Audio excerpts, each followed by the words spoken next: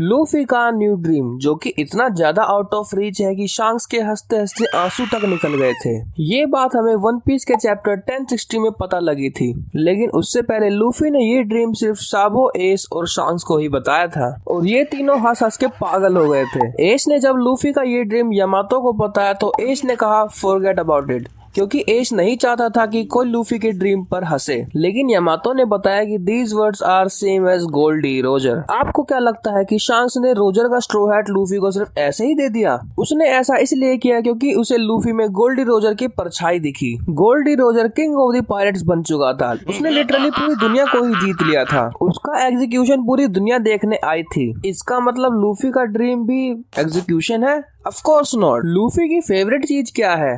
Friends and food. तो मेरे हिसाब से मोस्ट प्रोबेबली लूफी का ड्रीम वर्ल्ड बिगेस्ट बैंकेट होगा, जिसमें वो अपने पूरी दुनिया भर के दोस्तों को इनवाइट कर पाएगा और ये चीज वही कर पाएगा जो किंग ऑफ द पायरेट्स का टाइटल ऑन करेगा। Let me know in the comments कि आप इस थ्योरी को 10 में से कितना रेट करोगे। मे बी आप ये सोच रहे होगे कि रोजर ने तो कभी किसी बैंकेट पार्टी के बारे में कभी मेंशन नहीं किया था और एग्जीक्यूशन और बैंकेट में तो जमीन आसमान का अंतर है। क्या हो कि अगर मैं आपसे कहूँ कि रोजर अपने ड्रीम को कभी अचीव ही नहीं कर पाया। रोजर को एक इनक्योरेबल डिजीज थी और उसके पास जीने के लिए सिर्फ 12 महीने ही बचे थे। अगर आप ब्रिंक्स ब्रू सॉन्ग के लिरिक्स की पहली लाइन को पढ़ोगे, gather up all of the crew, Roger के पास जीने के लिए इतना समय नहीं बचा था कि वो वर्ल्ड्स बिगेस्ट बैंकेट को ऑर्गेनाइज कर पाए। तो उसने अपने आखिरी टाइम में खुद को नेवी को सौंपने का फैसला किया और उसका एग्जीक्यूशन पूरी दुनिया देख रही थी। एक तरह से उसने पूरी दुनिया को गैदर किया, एज ए पार्टी नहीं तो एज ए एग्जीक्यूशन ही सही। हालांकि वो अपने ड्रीम को तो अचीव नहीं कर पाया, लेकिन उसने वो चीज चूज करी जो उसके ड्रीम से बहुत ज्यादा क्लोज थी।